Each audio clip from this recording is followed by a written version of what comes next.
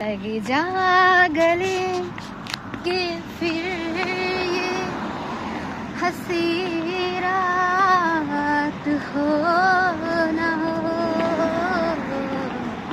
शायद फिर इस जन्म में मुलाकात हो न हो, लगी जागले। Hello guys, welcome my YouTube channel. तपाईहरु सबैजनालाई स्वागत छ बिन्ता क्रिएटर ब्लगमा। अनि म चाहिँ जाँदैछु ड्युटी सकेर।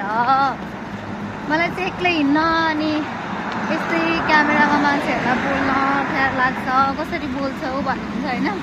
मलाई चाहिँ एक्लै हिँड्न मस्त लाग्छ है। मलाई चाहिँ मसँग गीत गाउँदै होइन, गफ गर्दै अनि शीतल होस्, ठाउँ चाहिँ पुरा शीतल होस् क्या। मलाई मन लाग्छ, मजा लाग्छ, रमाइलो लाग्छ हिँड्न चाहिँ। अनि सबैजना सन्चै हुनुहुन्छ होला भन्ने आशा राखेको छु सर्वप्रथम त। अनि हजुरहरूले दिनुभएको माया साथ म सधैँ सम्झिरहने छु। मलाई यसरी नै माया दिइरहनु होला हजुरहरूले।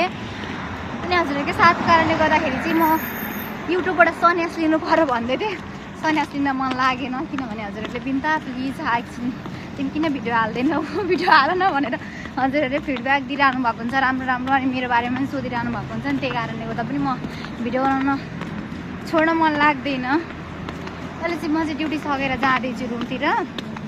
अरू बेला चाहिँ म रुममै डाइरेक्ट उत्रिन्थेँ भने आज चाहिँ मेरो यता काम परेको भएर म चाहिँ काम परेको थियो मेरो। अनि एकछिन काममा निस्केर अनि अहिले म जाँदैछु। अनि कतारमा चाहिँ त्यस्तो अलाउड छैन कि यसरी भ्लग गर्दै अब अरबीहरू देख्योहरू भने पनि गाह्रो हुन्छ नि त, मुस्किल भन्छ यहाँ, गाह्रो हुन्छ। अनि त्यही भएर म चाहिँ त्यति धेरै भ्लग गर्दिनँ। त्यही कारणले गर्दा हो। फेरि क्यामेरामा आयो भने फेरि रिस्क हुन्छ नि त, किन रिस्क लिनु भनेर चाहिँ। अनि म चाहिँ अहिले जाँदैछु रुमतिर जाँदैछु। अनि एउटा म गीत गाएर सुनाइदिन्छु ल। प्लिज युट्युब कपिराइट चाहिँ नलगाइदेऊ ल, प्लिज। एउटा म गीत गाउँछु, कपिराइट नलगाइदेऊ। कस्तो हात गल्छ कि बानी हरेछ हो नि त। लगी जागले कि फिर ये हंसी रात हो न हो, शायद फिर इस जन्म में मुलाकात हो न हो, लगी जागले। नराम्रो लाग्यो पनि राम्रो भनेर कमेन्ट गरिदिनु है, अलिकति मलाई प्रोत्साहन दिनु। प्रोत्साहन बिन्ताले यतिको चाहिँ गाउँछ है भनेर अलिकति मलाई प्रोत्साहन दिनु होला। हुन त नकारात्मक र सकारात्मक दुवै पक्ष हुन्छ होइन, जेमा पनि राम्रो नराम्रो दुवै हुन्छ। म दुवैलाई स्वीकार गर्नेछु। अनि जाँदैछु म चाहिँ। मेरो भिडियोलाई धेरै धेरै माया दिनुहुन्छ भन्ने मैले आशा राखेको छु गाइजहरू। हुन्छ नि पहिला हामी चिठी लेख्थ्यौँ नि, स्कुल पढ्दाखेरि चिठी लेख्नु होला।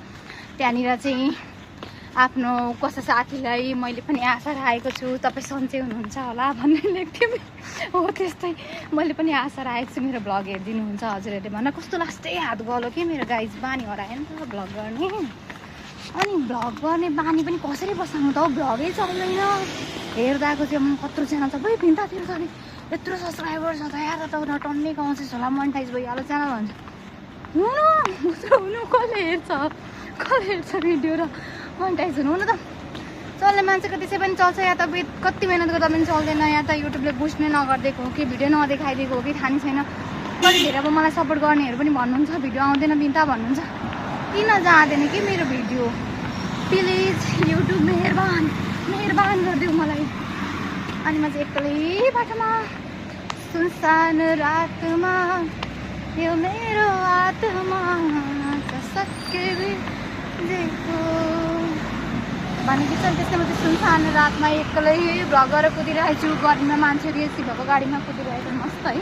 म चाहिँ आफ्नै तालमा हो क्या, म चाहिँ चिलमा हो क्या, जतिखेर चिलमै हो म। कति हात गलेको के त्यही घरमा युट्युबर बन्न नसकेको हो गाइज। सिधा भन्नुपर्दा चाहिँ मेरो हात धेरै गल्छ कि, त्यही भएर पनि म युट्युबर बन्न नसकेको होला क्या। तिमीलाई सम्झे मरुदा रुँदै सिरानी भेजेको मायालु। छ्या हुन्छ हौ त्यो गाईबस्तु धगाउँछ नि गर्मीमा धगाएर छ्या त्यस्तै गाईबस्तु जत्तिकै भइसक्यो त्यो एसीमा बसेर पहिला आफ्नो गाउँघरमा कति रमाइलो थियो न एसी न केही होइन त्यो गर्मी पनि खप्न सकिन्थ्यो त्यो चिसो पनि सम्हाल्न सकिन्थ्यो अहिले त न धेरै चिसो भयो भने पनि कति धेरै चिसो हुन्छ अनि गर्मी भयो भने स्यास्या भएर त्यो गाईबस्तु धकाए जस्तो धकाई गरिन्छ क्या के गर्नु गाई गाह्रो छ अनि मेरो भिडियोमा हेरेर अनि मलाई साथ दिनुहुने माया दिनुहुने सबैजनालाई धेरै धेरै धेरै धन्यवाद thank you so much guys watching my video अनि यस्तै माया अनि साथको चाहिँ म सधैँ आशा राख्नेछु है त बाई बाई